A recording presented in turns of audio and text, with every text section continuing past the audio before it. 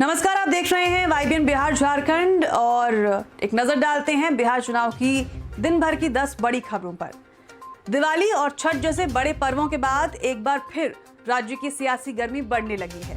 अब मैदान संभालेंगे तमाम दलों के स्टार प्रचारक, केंद्रीय मंत्री से लेकर मुख्यमंत्री और विपक्ष के दिग्गज तक। आने वाले 10 दिनों में बिहार के हर जिले में नेताओं की रैलियां, जनसभाएं और रोड शो चुनावी हवा का रुख तय करेंगे। दिवाली छठ के बाद सियासी रैलियों का मेला लगेगा।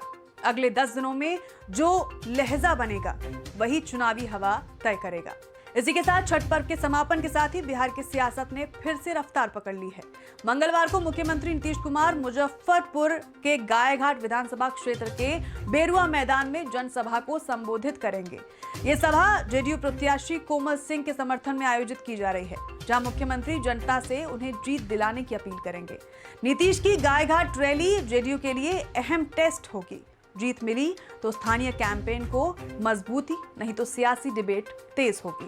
तेजस्वी यादव ने अपने पिता राजद सुप्रीमो लालू यादव की कर्म भूमि कही जाने वाली छपरा में चुनावी प्रचार किया। छपरा निकलने से पहले पटना में उन्होंने मीडिया से बातचीत की। इस दौरान उन्होंने बिहार सरकार पर जमकर निशाना साधा।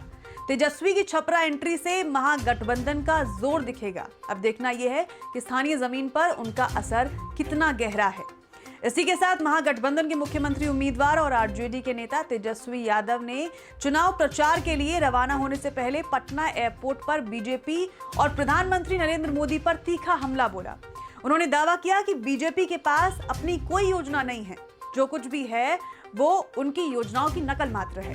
तेजस्वी यादव ने कहा कि बीजेपी तेजस्वी यादव की कॉपी करती है, एक भी योजना उनकी खुद की नहीं है। जितनी भी योजनाएं आई हैं वो सब मेरी योजनाओं की नकल है, यानी जनता सब देख रही है। उन्होंने कहा कि बीजेपी की राजनीति में मौलिकता खत्म हो गई है और अब उनके पास सिर्फ दूसरों के आइडियाज चुराने के अलावा और कुछ नहीं बचा।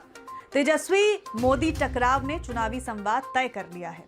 अब प्रतिस्पर्धा मुद्दों और आंकड़ों से नहीं, वैचारिक टकराव से होगी। इसी के साथ चुनाव प्रचार पर निकलने से पहले मीडिया से बातचीत में तेजप्रताप यादव का दर्द छलक पड़ा। उन्होंने कहा, लालू जी जननायक थे, लेकिन अब वो राहुल गांधी और तेजस्वी यादव को मार्गदर्शन देते हैं। मुझे वो मार्गदर्शन नहीं मिलता। मेरा मार्गदर्शन बिहार के गरीबों और युवाओं से आता है। तेजप्रताप के इस बयान को राजनीतिक विश्लेषक स्पष्ट संकेत मान रहे हैं कि लालू परिवार में मतभेद अब सतह पर आ चुके हैं। लंबे समय से राजनीतिक छवि में लालू के बड़े बेटे के टैग से परेशान दिख रहे तेजप्रताप अब खुद को स्वतंत्र नेता के रूप में स्थापित करने की कोशिश में है। तेजप्रताप के तीखे बयानों ने लालू परिवार की भीतर की कहानी सार्वजनिक कर दी है। परिवार की एकता अब चुनावी सवाल बन चुकी है। साथ ही आपको बताते चलें कि बिहार विधानसभा चुनाव के बीच भारतीय कम्युनिस्ट पार्टी लिबरेशन यानी कि भाकपा माले ने रविवार को भोजपुर से अपना चुनावी घोषणा पत्र जारी किया। संकल्प यात्रा और दलित नेता राम नरेश राम की पुण्यतिथि के मौके पर जारी इस घोषणा पत्र में पार्टी ने भूमिहीनों, किसानों, मजदूरों, युवाओं, महिलाओं और अल्पसंख्यकों के लिए कई बड़े वादे किए हैं। माले ने कहा कि ये घोषणा पत्र जनता के संघर्ष और सपनों का दस्तावेज है। माले का घोषणा पत्र छोटे दलों की जमीनी आवाज को बड़ा मंच दे रहा है।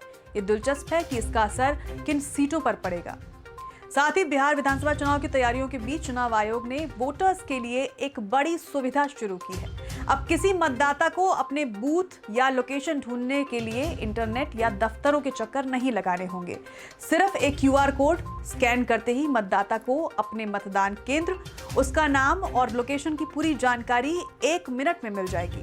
आयोग का मानना है कि इससे मतदान प्रतिशत बढ़ेगा और शहरी क्षेत्रों में जहां बूथ कंफ्यूजन आम बात होती है, वहां अब लोगों को आसानी होगी। चुनाव आयोग का QR code best booth locator सुविधा वोटर कंफ्यूजन घटा सकती है।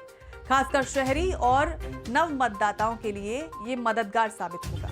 प्रशांत किशोर, जिन्होंने अपने राजनीतिक सफर की शुरुआत बिहार से की है और अब जनसुराज पार्टी के रूप में जनता के बीच अपनी पहचान बना रहे हैं, इन दिनों एक अप्रत्याशित विवाद के मुख्य पात्र बन गए हैं। उनका नाम बिहार के रोहतास जिले के सासाराम संसदीय क्षेत्र में मतदाता के रूप में दर्ज है। वहीं पश्चिम बंगाल के कोलकाता कालीघाट रोड पर भी उनका मतदाता पंजीकरण पाया गया। 2 जगहों पर वोटर लिस्ट में नाम होने से चुनावी समय पर कानूनी और राजनीतिक हलचल तेज कर दी है। प्रशांत किशोर की वोटर लिस्ट विवाद ने उनके क्रेडिबिलिटी पर सवाल खड़े कर दिए हैं। कानूनी जवाब मिलने तक ये मुद्दा राजनीतिक वजन बनाए रखेगा। साथ ही बिहार भाजपा अध्यक्ष दिलीप जायसवाल ने कहा कि प्रधानमंत्री मोदी का 30 अक्टूबर को मुजफ्फरपुर और छपरा में कार्यक्रम है। इसी तरह चुनाव तक लगातार उनका कार्यक्रम चलता रहेगा। राहुल गांधी और तेजस्वी यादव ने एसआईआर के वक्त अपने नाम के पीछे जननायक लगाने का प्रयास किया था। जननायक केवल कर्पूरी ठाकुर और जयप्रकाश नारायण जैसे लोगों के नाम के पीछे ही लगाया जा सकता है। पीएम मोदी के दौरे की घोषणा से अभियान और अधिक चरम पर पहुंच चुका है। अब हर रैली का राजनीतिक और प्रतीकात्मक महत्व बढ़ गया है। साथ ही बताते चलें आज की आखिरी खबर, विशेष गहन पुनरीक्षण एसआईआर करवाने को लेकर मुख्यमंत्री भगवंत मान ने चुनाव आयोग को कटघरे में खड़ा किया है। कैबिनेट की मीटिंग के बाद मुख्यमंत्री ने मीडिया कर्मियों से बात करते हुए कहा कि एसआईआर को लेकर बहुत सी राजनीतिक पार्टियों को एतराज है, उन्हें सुनना चाहिए था। केंद्र सरकार पर हमला करते हुए भगवंत मान ने कहा, अब इन लोगों को ऐसा ना हो कि जहां किसी और को वोट पड़ती है वहां उनके वोट काट दिए जाएं। ये तो सीधे वोट चोरी होगी, जो लोकतंत्र के लिए बड़ा खतरा हो सकता है। एसआईआर को लेकर उठी बहस ने चुनावी प्रक्रिया का पारदर्शिता पर नए सियासी विमर्श चला दिए हैं। इस पर अगले कुछ दिनों में बड़े फैसले देखने को मिल सकते हैं। तो ये थी दिन भर की 10 बड़ी खबरें, बिहार चुनाव से जुड़ी खबरें। बाकी सभी खबरों के लिए देखते रहें YBN बिहार झारखंड। नमस्कार।